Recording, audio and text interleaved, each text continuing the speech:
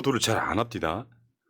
어제부터요 민주노총이 윤석열 퇴진을 내걸고 지금 2주간 총파업에 돌입했어요. 이거 엄청난 사건이에요. 그러니까 윤석열을 끌어내리겠다라고 네. 100만이 넘는 민주노총 조합원들 그중에 한 4, 50만이 참여할 걸로 예상되는 그 총파업이 시작했는데 어제 양경수 민주노총 위원장 말 한번 보겠습니다. 일본의 핵 오염수로 국민들의 먹거리마저 위협하고 피로 쓴 민주주의를 파괴하고 있습니다. 그래서 노동자들이 민주노총이 투쟁에 나섭니다. 이분들 그 이따가 나오겠지만 7대 파업 목적이랄까 이유가 있어요. 거기에 지금 네. 여기 나온 것처럼 핵 오염수 문제도 포함되어 있습니다. 자, 어제 장면들 몇 가지만 볼까요? 저게 뭐냐면은 얼음 깨기 퍼포먼스. 윤석열 퇴진. 얼음을 그냥 햄머로 그냥 어우 보기만 해도 시원했습니다. 어제 날씨 엄청 더웠는데. 또 이거 이제 그 다음은 윤석열이 지금 뭔가를 쳐드시고 계십니다. 오염수, 외교, 노동, 물가 이런 거 다 말아먹고 있는 거죠. 잘 말. 김치머리 국수예요 대한민국이. 그리고 제일 멋있었던 장면이 이거예요. 특수고용 노동자, 그 오토바이 탄 분들이 있잖아요. 배달 노동자분들이 네. 저기에 참여를 했는데 되게 멋있어 보이더라고. 그렇죠. 저는 저렇게 해서 윤석열 퇴진이라는 목표 아래 저분들과 생각이 다르다 할지라도 저는 계속 연대하겠습니다. 언론들이 이 뉴스를 안 보여줘요. 거의 안 나와. 저도 보지를 못했는데 이걸 또 정부에서 되게 압박을 하고 있습니다. 집회 신고를 5시까지만으로 제한을 하고 있고 요즘 7시만 돼도 날이 화나거든요. 그럼에도 불구하고 5시까지만 하라 이런 식으로 하고 있고 서울시 역시 서울광장 내주지 않고 있고요. 오늘 또 윤석열이 하반기 경제정책 방향 발표하는 시간을 가졌는데 여기에서도 뭐 정치 파업 불법 시위에 대해서 그런 협박에 굴복하지 않겠다 이런 식의 메시지를 내면서 민주노총의 파업을 정치 파업, 불법 파업으로 규정하고 있습니다. 지금 앞으로 2주간 열리는 이 파업을 어떻게 대처할 것인지 되게 주목해서 봐야 됩니다. 관심을 가져야 됩니다. 오늘 그린님 목소리가 엄청난 결의에 찬 그런 목소리여서 맞아요. 그리고 집회 저도 이제 서명운동 하니라고 집회 신고하잖아요. 지금 5시 이렇게 시간 정하지 않습니다. 해 지기 직전까지만 있으면 돼요. 신고 이렇게 해놓으면은요. 그런데 굳이 시간을 했다는 것은 대통령 윤석열 정권에서 그냥 이거 자체가 마음에 안 들어하는 거예요. 그런데 그 자체 본인이 마음에 안 든다고 해서 시간을 정한 것 자체가 그 자체가 위법이고 불법입니다. 예. 자, 그 다음에 민주노총의 총파업 아까 의제 한번 볼까요? 저기 7가지인데 한번 읽어주세요. 노조 탄압 중단과 노조법 2, 3조 개정, 일본 핵오염수 해양투기 중단, 최저임금 인상, 생활임금 보장, 민영화 공공요금 인상 철회, 공공의료 공공돌봄 확충, 과로사 노동시간 폐기, 중대재해 처벌 강화, 언론의 자유 집회 시위의 자유 보장. 우리가 다 관심 있는 것들이에요. 노조 탄압 중단, 뭐 이번에 양해동 걸서 돌아가셨고 건폭이라고 그래서 했지만 사실 건설 폭력배는 지금 원희룡 아닙니까? 고속도로 건설. 그렇죠. 노조법 2, 3조 저거는 노란봉투법 등 관련한 거. 핵오염수 해양투기 중단, 최저임금 인상, 생활임금 보장. 이 부분은 논란이 있을 수 있겠습니다만 전 최저임금 인상에 찬성하는 사람이고 민영화 공공요금 인상 철회. 민영화 공공요금 인상 철회 다 우리가 관심 있는 것들이에요. 공공의료 공공돌봄 확충, 과로사 노동시간 폐기. 이게 지금 69시간 이야기하다가 60시간 이상은 무리지 하니까 지금 들어갔는데 뭐 그 다음에 무슨 노동 개혁인지 계약인지 못 하고 있어요. 지지율에 막혀가지고 중대체조벌 강화. 그 다음에 언론의 자유, 집회 시위의 자유 보장. 그러니까 사실 이 의제가 상당히 정치적 의제잖아요. 그러니까 지금 윤석열 정권에서는 불법 파업으로 지금 규정한 게 저런 이유 때문인데 과연 불법이 될까 싶어요. 근데 아까 그 마지막 사진에서 봤던 물가 올라 못 살겠다 실질 임금 인상하라고 했던 저 부분 있잖아요. 저 부분과 관련해서 어제 그제 머니투데이인가가 최저임금 1만 원 이하로 결정될 거다라는 정부 고위 관계자의 말을 보도를 했습니다. 최저임금 1만 원 이하. 최저임금은 최저임금위원회 결정 사안이면 분명하다. 그러나 최저임금을 결정하는 산식에 들어가는 경제 성장률과 물가 상승률, 기타 여러 가지 경제 상황 등을 고려해 봤을 때 1만 원을 넘지 않는 범위가 될 것이다. 이게 말 비문이죠. 물가 상승률이라는 게 있는데 이걸 계산해 봤을 때 1만 원을 넘지 않는 범위가 될 것이다. 라고 정부 관계자가 고위 인사가 이렇게 이야기를 하면 지금 최저임금위원회에서 노동자 측 위원들은 한 명 구속돼 가지고 아예 해촉돼 버렸고 저번에 저 경찰들한테 탄압받은 바로 그분이에요. 네. 해촉돼 버렸고 나머지 분들하고 뭐 사측 이렇게 있잖아요. 일종의 가이드라인을 언론을 통해 풀인 거지. 우리는 최저임금 1만 원 이상 죽어도 못 줘 이거. 이렇게 결론을 정해놓고 협상을 하니까 결국은 협상이 잘 이루어지지 않는 것이고요. 이 가이드라인대로 10,000 원이 넘지 않게 그렇게 결론이 날 것으로 보입니다. 그러니까 나는 저 2017년에서 2018년 그 사이에 최저임금 인상률 있잖아요. 네. 저 16.4% 올렸던 거. 저거 갖고 지금도 때리고 있는데 이런 것들이 기득권의 저항 때문에 쭉쭉쭉쭉 내려가잖아요. 그 사이에 문재인 대통령은 최저임금 인상 10,000원에 못 미쳤다고 국민적 사과까지 했던.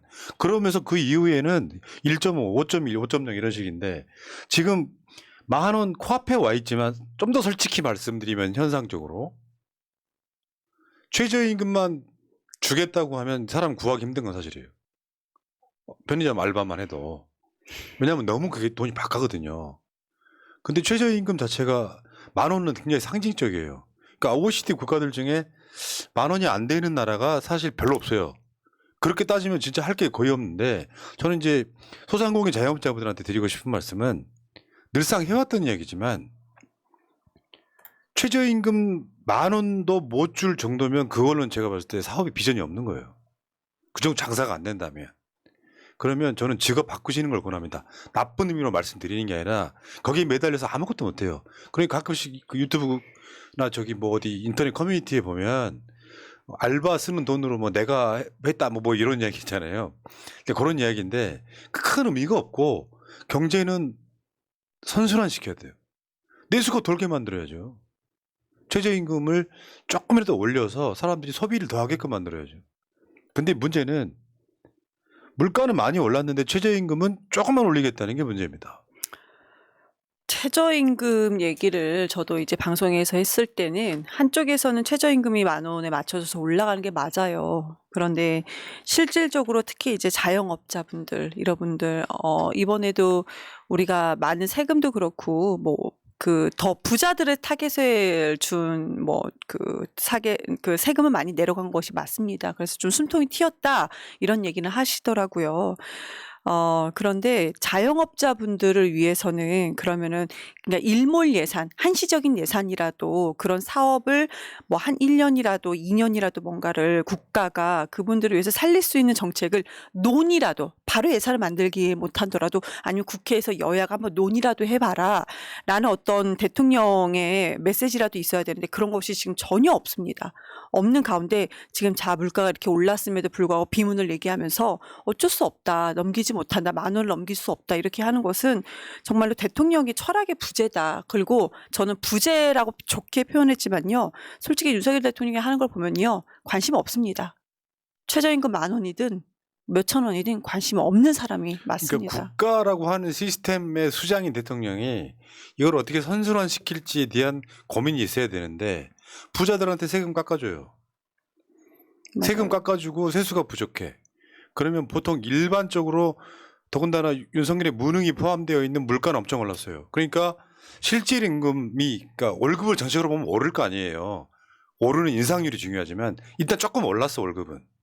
근데 물가가 더 올랐기 때문에 실질 임금이 2달 연속 하락했다는 얼마 전에 우리가 이야기를 해드린 적이 있는데 그러면 실제로 쓸 돈이 더 줄어드는 거잖아요. 쓸 돈 이름하여 그거를 가처분 소득이라고 하는데 내가 이것저것 막 공공요금 내고 뭐 핸드폰비 다 내고 내가 쓸 돈이 실제로는 줄어들었다 이런 얘기예요.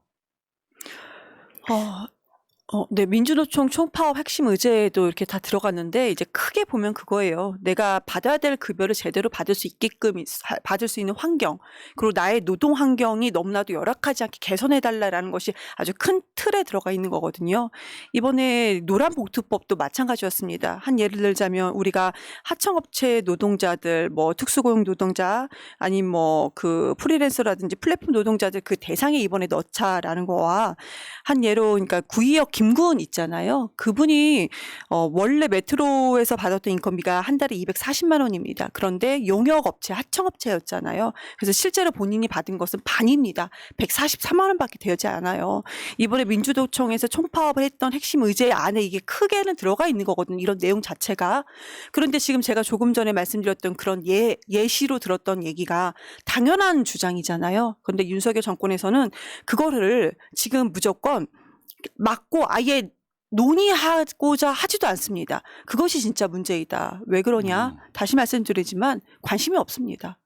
너희들이 100만 원을 더 받든 200만 원을 더 받든 관심 없습니다. 그 사람들은. 그러니까 문재인 정부의 소득 주도 성장이 사람들이 최저임금만이라고 생각하는데요.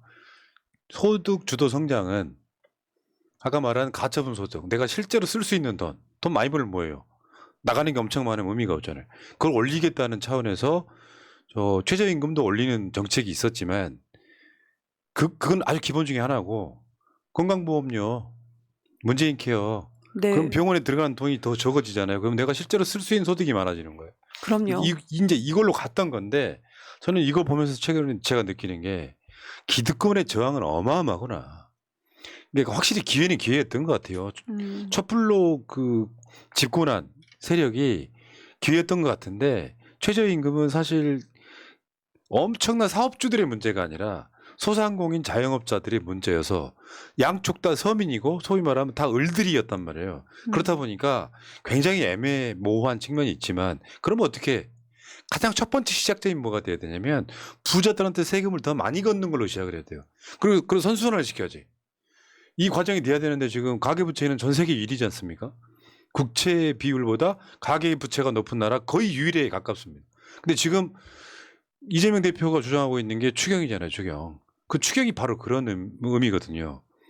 서민들, 국민들 힘들어 죽겠다 그러는데 우리 쓸 돈 없다 돼버리는 거예요. 윤석열이 부자 감세 같은 걸 통해 가지고 지금 세수가 엄청 떨어져 있잖아요. 그럼요. 이도 저도 안 되는 상태로 악순환이 계속 반복될 수밖에 없는데 물론 지금 자영업 뭐 등 하시는 분들 입장에서 힘드시겠지만 저는 정말 최저임금도 못 주겠다고 하시는 분들은 정말로 직업을 바꿔보시길 권해요. 남의 자식, 남의 노동을 갖다 쓰면서 나는 월급은 그래도 풍족하지 못해도 기본은 줘야 된다고 생각해요. 그게 안 되시니까 뭐 진짜 비웃으려고 하는 말이 아니고요. 진지하게 그렇게 해서 그냥 본인이 회사를 다니거나 어떤 다른 직장을 구했을 때 얻는 소득이 훨씬 많으면 그렇게 자영업 하실 필요가 있어요. 대한민국이 일반 선진국에 비해서 한 15% 정도 자영업자가 많아요. 저는 이 과정이 있다고 보는 겁니다. 자, 알겠습니다. 최두열 뮤직 트래블님 감사합니다.